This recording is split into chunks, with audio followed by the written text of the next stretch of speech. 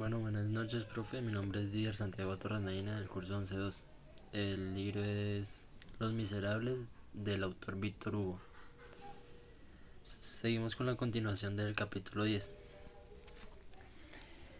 El obispo no estaba conmovido, como parece que debiera estarlo. No creía sentir a Dios en aquella manera de morir, lo diremos todo, porque las pequeñas contradicciones de los grandes corazones deben ser puestas de manifiesto como las demás. Él, que en ocasiones de veras se reía de su grandeza, se hallaba un poco sorprendido de no ser llamado monseñor y estaba casi tentado de replicar: ciudadano, asaltóle un capricho de grosera familiaridad, bastante común en los médicos y en los sacerdotes, pero que en él no era habitual. Después de todo, aquel hombre, aquel convencional, aquel representante del pueblo, había sido un poderoso en la tierra. Por primera vez en su vida, ¿acaso el obispo se sintió con humor severo? El convencional, sin embargo, le consideraba con modesta cordialidad, en la cual hubiérase podido discernir la humildad que también sienta cuando está cerca de convertirse en polvo. El obispo, por su parte, aunque se guardaba ordinariamente de la curiosidad, a la cual según él era muy próxima a la ofensa, no podía menos de examinar al convencional con una atención que, no teniendo origen en la simpatía, probablemente le hubiera reprochado su conciencia respecto de cualquier otro hombre. Un convencional causábale, en cierto modo, el efecto de un hombre fuera de la ley, incluso fuera de la ley de la caridad. Tranquilo, con la cabeza derecha y la voz vibrante, era uno de esos octogenarios que son la sorpresa de fisiólogo. La revolución ha tenido muchos de estos hombres proporcionados a su época. En aquel anciano adivinase el hombre puesto a prueba. Tan cercano a su fin, había conservado todos los movimientos y, además de una perfecta salud, había en su mirada clara, en su acento firme, en su robusto movimiento de hombros con que desconcentrar la muerte. Azrael, el ángel mahometano del sepulcro, hubiérase vuelto atrás y creído que se equivocaba de puerta. Parecía morir porque había libertad en su agonía. Únicamente las piernas estaban inmóviles. Las tinieblas le sujetaban por allí, los pies estaban muertos y fríos, la cabeza vivía con toda la potencia de la vida y aparecía en plena lucidez. En aquel grave momento se parecía al rey del cuento oriental, de carne en la parte superior, de mármol en la inferior. Había allí una piedra. El obispo sentóse en ella. El exordio fue exabrupto. Os felicito, dijo en tono de reprensión, pues al menos no votasteis la muerte del rey. El convencional no pareció notar el amargo sentido oculto en la al menos, pero la sonrisa se había borrado de su rostro. No me felicitéis demasiado pronto, señor. He votado el fin del tirano. Era el acento austero en presencia del acento severo. ¿Qué queréis decir? Repuso el obispo. Quiero decir que el hombre tiene un tirano, la ignorancia. Yo he votado al fin de este tirano, que ha engendrado la falsa autoridad. En lugar de la autoridad que se apoya en lo verdadero, el hombre no debe ser gobernado más que por la ciencia. Y por la conciencia, añadió el obispo. Es lo mismo, la conciencia es la cantidad de ciencia innata que tenemos en nosotros mismos. Monseñor, bienvenido. Escuchaba un poco sorprendido aquel lenguaje nuevo para él. El convencional prosiguió. En cuanto a Luis XVI, yo dije no me creo con derecho para matar a un hombre, pero me siento con el deber de exterminar el mal. He votado el fin del tirano, es decir, el fin de la prostitución de la mujer, el fin de la esclavitud del hombre, el fin de la ignorancia del niño. Al votar por la república voté todo esto.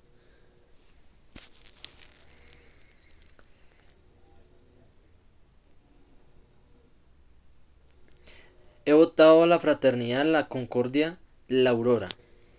He ayudado a la caída de los prejuicios y de los errores. El hundimiento de los unos y los otros produce la luz. Hemos hecho caer el viejo mundo vaso de miserias. Al volcarse sobre el género humano, se ha convertido en una urna de alegría no pura, dijo el obispo. ¿Podrías decirle alegría turbada, y hoy después de este fatal retroceso a lo pasado que se llama 1814, alegría desvanecida. ¡Ay! La obra ha sido incompleta, convengo en ello. Hemos demolido completamente en las ideas. No basta con destruir los abusos, hay que modificar las costumbres.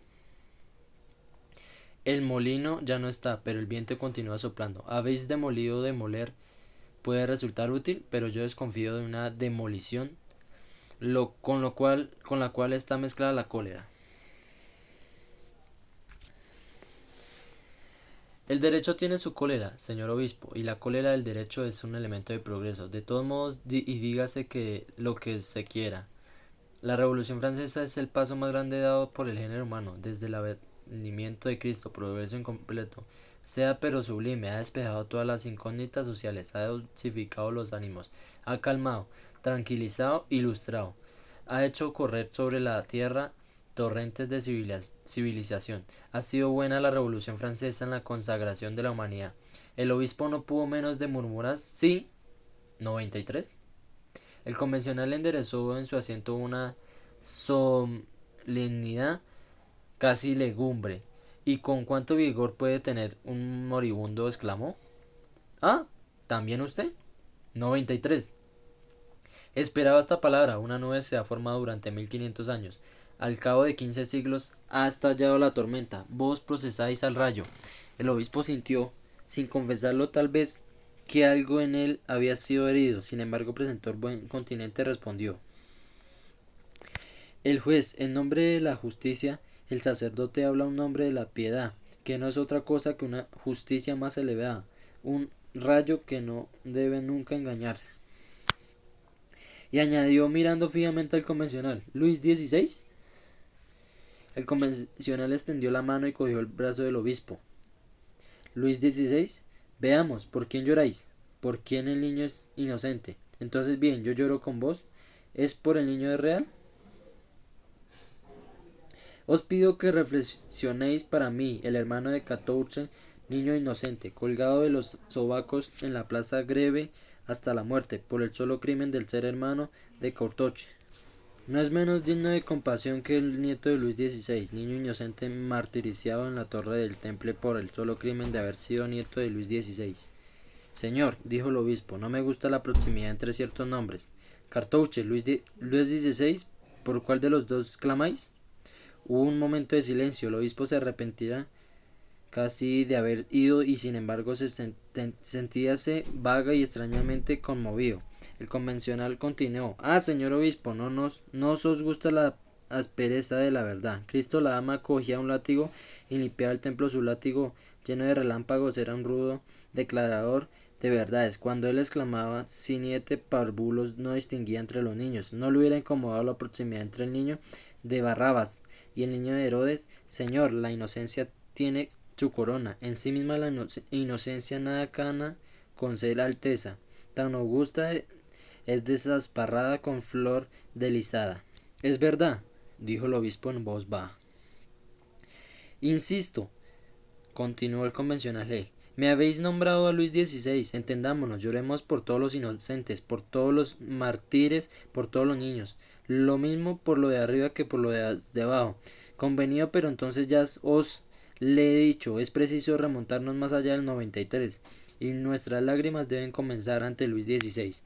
Lloraré con vos por los niños, por los hijos de todos los reyes, con tal de que vos lloréis conmigo por todos los hijos del pueblo. Lloro por todo, dijo el obispo. Por igual, exclamó G. Y si la balanza debe inclinarse, que sea del lado del pueblo, hace más tiempo que sufre. Hubo un nuevo silencio, fue el convencional quien lo rompió. Se levantó apoyándose sobre un codo, cogió entre el pulgar y el índice replegado un poco de su mejilla, como se hace maquinalmente. Cuando se interroga y se juzga, él interpeló al obispo con una mirada llena de todas las energías de la agonía. Fue casi una explosión. Sí, señor. Hace mucho tiempo que el pueblo sufre, y además que no es solo esto. ¿A qué vinéis a preguntarme y a hablarme de Luis XVI? Yo no os conozco desde que estoy en esta región. He vivido en este retiro sin salir nunca de aquí y sin ver a nadie más que a este niño que me sirve. Vuestro hombre es verdad, ha llegado hasta mí confusamente y debo decirlo, no mal pronunciado, pero esto nada significa. Las gentes hábiles tienen tantas maneras de engañar a la gente del pueblo. A propósito, no he oído el ruido de vuestro carruaje, sin duda lo habréis dejado detrás del seto, allá abajo, en el empalme del camino. No os conocía, repito, me habéis dicho que sois el obispo, pero esto no informa en absoluto sobre nuestra personalidad moral. En suma, os repito mi pregunta, ¿quién sois? Sois un obispo, es decir, un príncipe de la iglesia, uno de esos hombres dorados, blasonados, ricos, que tienen gruesas prebendas. El obispo de Digne 15.000 francos dijo 10.000 francos eventuales, en todo 25.000 francos. Que tienen buena mesa, que tienen libreas, que componen pollo los viernes, que se pambonea con lacayos delante y lacayo detrás en berlina, de Laga, que tienen palacios y que andan en carroza en nombre de Jesucristo, que andaba con los pies desnudos. Vos sois un prelado, rentas, palacios, lacayos, caballos, buena mesa, todas las sensualidades de la vida. Tenéis esto como los demás, y como los demás gozáis de ello, está bien, pero todo esto está demasiado, o no lo bastante. Esto no me ilustra sobre vuestro valor intrínseco y esencial, pero sobre vos, que venís con la pretensión probable de traerme la sabiduría. ¿A quién es quién? Habló. ¿Quiénes sois vos? ¿Quién sos vos? El obispo bajó la cabeza y repuso: Vermis sun, un gusano de carroza, murmuró el convencional. Tocábale a este turno de ser altivo y al obispo de mostrarse humilde. El obispo repuso con dulzura: Sea señor, pero explícame como mi carruaje, que está a 2 pasos detrás de los árboles, con mi buena mesa y los pollos que como los viernes, con mis 25.000 francos de renta, con mis palacios y mis lacayos, prueban que la piedad no es virtud, que la clemencia no es un deber y que el 93 no fue inexorable. El convencional se pasó la mano por la frente, como para apartar una nube. Antes de contestaros, dijo: Os ruego que me perdonéis, acabo de cometer una falta, señor. Estáis en mi casa, sois mi huésped, os debo cortesía, discutís mis ideas y yo debo limitarme a rebatir vuestros razonamientos. Vuestras riquezas y vuestros goces son ventajas que tengo sobre vos en el debate, pero no sería de buen gusto servirme de ellas. Os prometo no volver a usar de ellas, y yo os los agradezco, dijo el obispo. G replicó: Volvamos a la explicación que vos me pedías. ¿Dónde estamos? ¿Qué me dedicáis? ¿Me decías que el 93 fue inexorable? Inexorable sí, afirmó el obispo. ¿Qué pensáis de Marat aplaudiendo la guillotina? ¿Qué pensáis vos de Busset cantando el Te-Deum sobre las dragonadas? La respuesta era dura, pero alcanzaba su objetivo con la rigidez de la punta de acero. El obispo se estremeció. Él no se le ocurrió contestación alguna, pero le asustaba aquel modo de nombrar a Bossuet. Los mejores espíritus tienen sus fetiches y a veces se siente vagamente maltrechos por las faltas de respeto de la lógica. El convencional empezaba a jadear, el asma de la agonía que se mezcla con los últimos alientos. Le entrecortaba la voz, sin embargo había aún una perfecta lucidez en sus ojos. Continuó: Digamos algunas palabras fuera de la revolución que tomada en un conjunto es una inmensa afirmación humana del 93. ¡Ay! ¿Es una réplica? Vos lo encontráis inexorable, más y todas las monarquías, señor. Carrier es un bandido. Pero, ¿qué nombre dais a Mortrevel? Fourquier Tinville es Birbon. Pero, ¿qué opináis de Lamoignon Babille? Millar es terrible, pero Isaús Tabanes, Le Pere Duchesne es feroz, pero ¿qué epíteto consideráis al padre Letiller? Jourdan Cortacabezas es un monstruo, pero no tanto como el marqués de Lobos, señor. Compadezco a María Antonieta, archiduquesa y reina, pero compadezco también a aquella sobremujer. Un note que en 1685, en tiempo de Luis el Grande Señor, fue atada a un poste desnuda hasta la cintura, y su marido mantenido A cierta distancia el pecho de la madre se llenaba de leche y su corazón de angustia, mientras el niño, hambriento y pálido, agonizaba y gritaba. El verdugo decía a aquella mujer, madre y nodriza, adjura, dándole a elegir entre la muerte de su hijo y la muerte de su conciencia. ¿Qué decís de este suplico de Tántalo aplicando a una madre? Señor, recordad esto. La Revolución Francesa ha tenido sus razones. Su cólera será obsoleta por el porvenir. Su resultado es un mundo mejor. De sus más terribles golpes brota una caricia para el género humano. Abreviaré, concluiré. Tengo demasiado buen juego. Además me muero. Y sin mirar al obispo, el convencional acabó su pensamiento con estas palabras tranquilas. Si las brutalidades del progreso se llaman brutalidades, cuando ha concluido se reconoce esto, que el género humano ha sido maltratado pero ha progresado. El convencional ni siquiera sospechaba que acababa de tomar por asalto uno tras otro los atrincheramientos interiores del obispo. Sin embargo, quedaba uno, y de este atrincheramiento, supremo recurso de la resistencia al Monseñor Bienvenu, brotaron estas frases, en las que apareció toda la rudeza del principio de la conversación. El progreso debe creer en Dios, el bien no puede tener un servidor, impío es mal conductor del género humano, el que es ateo. El viejo representante del pueblo no respondió. Fue sacudido por un temblor, miró al cielo y una lágrima germinó lentamente en aquella mirada. Cuando el párpado estuvo lleno, la lágrima resbaló a lo largo de su lívida mejilla. Y el moribundo dijo, casi tartamudeando, bajo y como hablando consigo mismo, con la mirada perdida en las profundidades: oh tú, oh ideal, ¿solo tú existes? El obispo sintió una conmoción inexplicable. Tras el silencio, el anciano levantó un dedo hacia el cielo y dijo: el infinito existe, está allí. Si el infinito no existiera, un yo sería su límite, no sería infinito. En otros términos, no existiría, pero existe. Luego hay un yo. Este yo del infinito es Dios. El moribundo había pronunciado aquellas palabras últimas en voz alta, y con el estremecimiento del éxtasis, como si viese a alguien. Cuando hubo terminado de hablar, sus ojos se cerraron. El esfuerzo le había agotado. Era evidente que acababa de vivir. Era un minuto. Las pocas horas que le quedaban, lo que acaba de decir le había aproximado la muerte.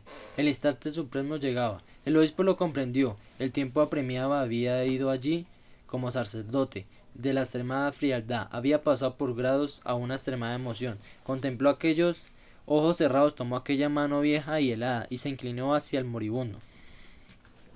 Esta hora es la de Dios. ¿No creéis que sería una pena que nos hubiéramos encontrado en vano? El convencional volvió a abrir sus ojos. Una gravedad en la que había algo de sombra se pintó en su semblante. Señor obispo, dijo con una lentitud que acaso provenía de la dignidad del alma, más del desfallecimiento de las fuerzas. He pasado mi vida en la meditación, el estudio y la contemplación. Tenía 60 años cuando en mi país me llamó y me ordenó que me mezclaran sus asuntos. Obedecí, había abusos, los combatí, había tiranas, las destruí.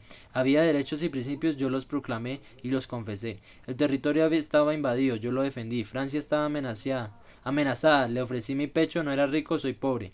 He sido uno de los dueños de estados. Las cajas de banco estaban llenas de plata y oro, hasta tal punto que fue necesario apuntalar las paredes, casi próximas a hundirse, con el peso de los metales preciosos, y entretanto yo comía en la calle del árbol seco.